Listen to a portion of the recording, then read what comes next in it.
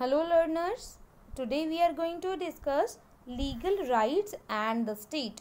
इस टॉपिक को आज हम डिस्कस करेंगे. While claim for human rights appeal to our moral self and the degree of success of such appeals depends on the number of the factors, most important of which is supported of the government and the law. तो भाई जो भी human rights को claim करता है, appeal करता है moral self में, द डिग्री ऑफ सक्सेस, इसकी सक्सेस का जो डिग्री है वो किसके ऊपर डिपेंड करती है? ये डिपेंड करती है कि जो फैक्टर्स कितने हैं, कितने नंबर ऑफ फैक्टर्स हैं जो इसकी राइट्स की बात हो रही है. मोस्ट इम्पॉर्टेंट, ज़्यादातर जो इम्पॉर्टेंट है विच इज़ अ सपोर्टेड, जो कि सपोर्ट करेंगे, support of government and the law, जो लॉ और गवर्नमेंट को सपोर्ट करेंगे. This is why so much importance is placed on the legal recognition of rights. इसीलिए जो लीगल रिकोगनाइजेशन दी गई है राइट्स को. A bill of right is enshrined in the constitution of many countries. जो bill of rights है, यानी कि rights की जो पूरी लिस्ट है उसको कॉन्स्टिट्यूशन में एनश्राइन किया गया है, शामिल किया गया है बहुत सी कंट्रीज़ के कॉन्स्टिट्यूशन में. Constitution represent the highest law of the land. जो कॉन्स्टिट्यूशन है वो धरती का, लैंड का हाईएस्ट लॉ माना जाता है. And so constitution recognition of certain rights give them a primary importance. इसीलिए जो कॉन्स्टिट्यूशन है ये जो सर्टन राइट्स को इम्पॉर्टेंस देता है, प्राइमरी इम्पॉर्टेंस देता है. In our country we can call them fundamental rights. हमारी कंट्री में ये जो राइट्स हैं कॉन्स्टिट्यूशन में दर्ज हैं, जो इम्पॉर्टेंट हैं, उनको फंडामेंटल राइट्स का नेम दिया गया है. Other laws and policies are supported to respect the rights granted in the constitution. जितने भी और लॉज एंड पॉलिसीज़ हैं वो सपोर्ट करेंगी हमेशा दिए गए हैं कॉन्स्टिट्यूशन में. The rights mention in our constitution, जो राइट्स हैं हमारे कॉन्स्टिट्यूशन में वो मेंशन्ड हैं, those which are consider to be basic importance, जो कि बेसिक इम्पॉर्टेंस, जिनकी बहुत ज़्यादा बेसिक इम्पॉर्टेंस है. In some cases these may be are supplemented by claims and which gain importance because of the particular history and custom of the countries.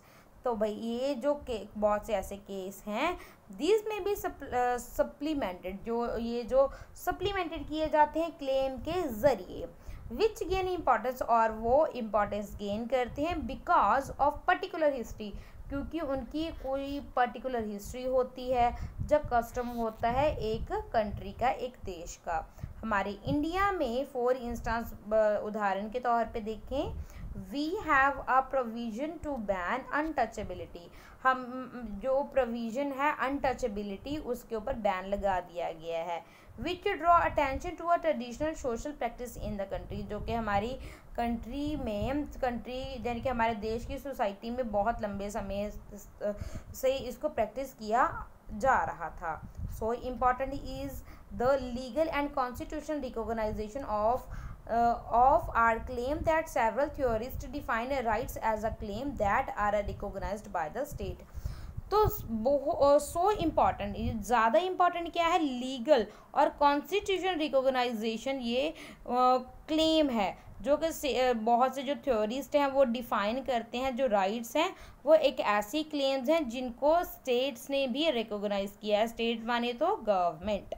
Okay, the legal and endorsement certainly gives our right a special status in society.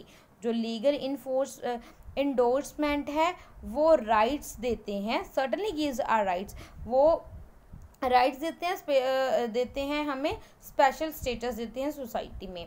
But it is not the basis on which rights are claimed. मगर ये सिर्फ basis ही नहीं है कि हम इस आधार पे society में राइट्स को क्लेम कर सकते हैं. एज वी डिस्कस्ड अर्लियर, जैसे कि हम पहले ही डिस्कस कर चुके हैं, rights have steadily been expanded, ये एक्सपैंड हो रहे हैं. Interrupted to include a previously excluded groups and to reduce our contemporary understanding of what is mean to lead a life of a dignity and respect. इस हिसाब से कि आज के समय की क्या नीड है, क्या ज़रूरत है, कैसे हम डिग्निटी और सेल्फ रिस्पेक्ट है वो लेकर आ सकते हैं, अंडरस्टैंड कर सकते हैं, सभी लोगों में डिग्निटी और रिस्पेक्ट लाई जा सके, इसी हिसाब से जो राइट्स हैं वो इंक्लूड किए जा रहे हैं। इनके बारे में हमने डिस्कस ही किया था। However, in most cases, the claim right are directly towards the state. That is, through these rights, people make a demand upon the state. In rights के साथ ही जो लोग हैं वो डिमांड करते हैं स्टेट से अपने राइट्स के थ्रू ही करते हैं अगर उनकी कोई डिमांड होती है। When I exist my right to education, जब हम अपने राइट टू एजुकेशन की बात करते हैं, I call upon the state to make a provision for my basic education, तो हम बात करते हैं कि जो स्टेट है वो ऐसी प्रोविजंस बनाए जिसमें जो मैं अपनी बेसिक एजुकेशन है वो कंप्लीट कर सकूं। सोसाइटी में also accept the importance of education, जो सोसाइटी है, समाज है, वो भी एक्सेप्ट ही करेगा एजुकेशन की इम्पोर्टेंस को और कंट्रीब्यूट करेगा अपने आप इसमें। डिफरेंट ग्रुप में ओपन स्कूल, जो अलग अलग ग्रुप हैं, ऐसा भी हो सकता है कि वो स्कूल खोल लें, फंड स्कॉलरशिप दें, सो जो बच्चे हैं सभी क्लासेस के यानी कि अलग अलग सेक्शंस के वो बेनिफिट ले सकें एजुकेशन का। But the primary responsibility rests upon the state, मगर जो प्राइमरी रिस्पॉन्सिबिलिटी किसके ऊपर है वो है स्टेट के ऊपर यानी कि गवर्नमेंट के ऊपर।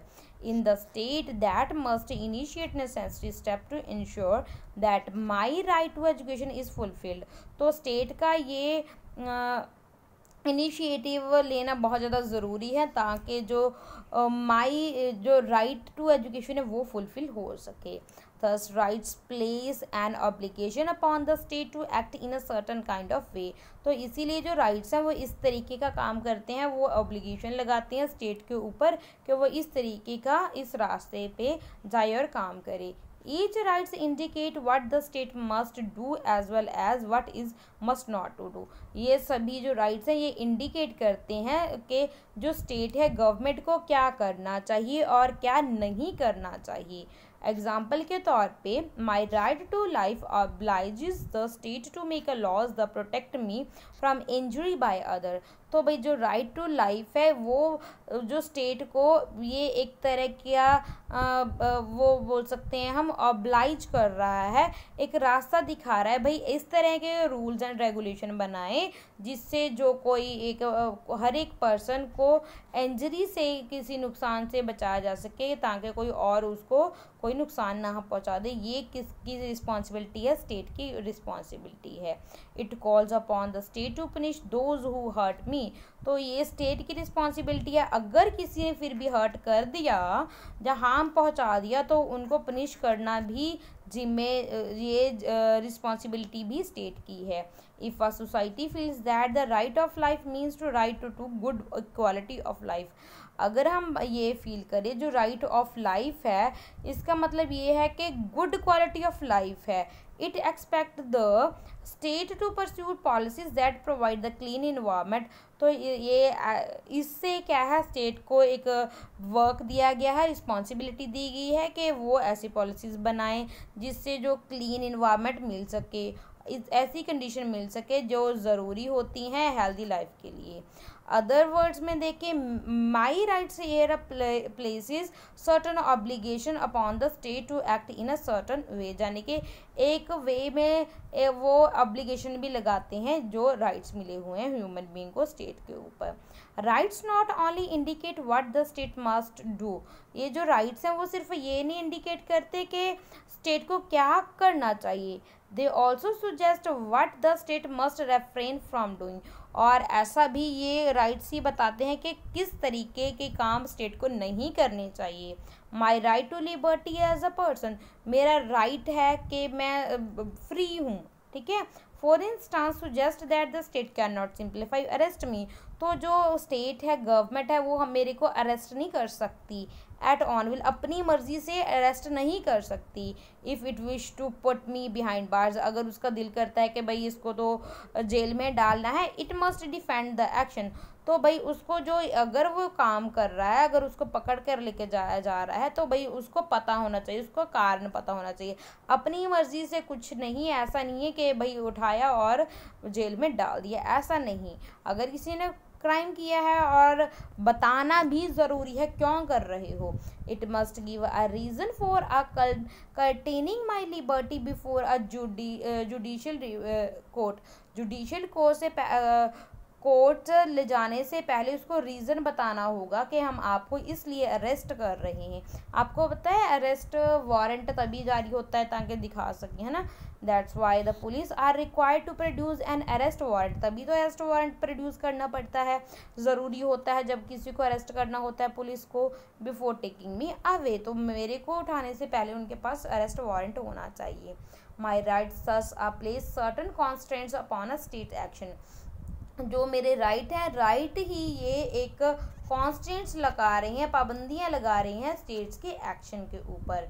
To put it another way, our rights ensure that the authority of the state is exercised without violating the sanctity of individual life and liberty.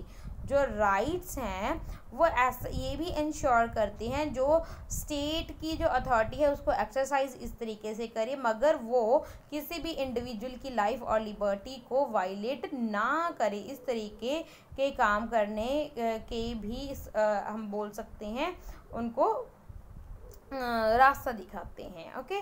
The state में बी द सोवरेन अथॉरिटी. जो state है वो एक sovereign authority होती है, यानी कि sovereign यानी कि जो हम बोल सकते हैं उसको सुप्रीम होती है, ऐसे समझ लो आप. The law it makes may be enforced with force. जो लॉ वो बनाती है गवर्नमेंट, जो लॉ बनाती है स्टेट, जो लॉ बनाती है ऐसे लॉ हो सकते हैं वो इनफोर्स करके बाय फोर्स उसको बना सकती है. But sovereign state exist not for its own sake. वो अपनी सेक के लिए वो एग्जिस्ट ही नहीं कर सकती for the sake of individual. और एक इंडिविजुअल की सेक के लिए तो ये अपने उसके इंटरेस्ट के लिए तो बिल्कुल ही सर्वाइव नहीं कर पाएगी. It is people who matter more and it is their well being that must be pursue by the government. Government in power. जो गवर्नमेंट की में जो पावर है ये भी किन की वजह से है, इंडिविजुअल्स की वजह से ही है, लोगों की वजह से ही है. इसीलिए उनकी वेलबींग के बारे में सोचना उनका फ़र्ज बनता है. The ruler are accountable for their action. They must not forget the law exist to ensure the good of people. तो ये जो राइट्स हैं ये इंश्योर करते हैं कि जो गवर्नमेंट है, जो पावर में है, जो रूलर है, कि वो किस तरह के एक्शन लेगा और वो जो अच्छी लाइफ लोगों की लाने में कैसे वो और काम कर सकता है. तो ये है राइट्स के बारे में चैप्टर. तो ये हमने topic legal rights and the state हमने डिस्कस किया है. आई होप ये टॉपिक अच्छे से क्लियर हो गया होगा. Thank you and God bless you.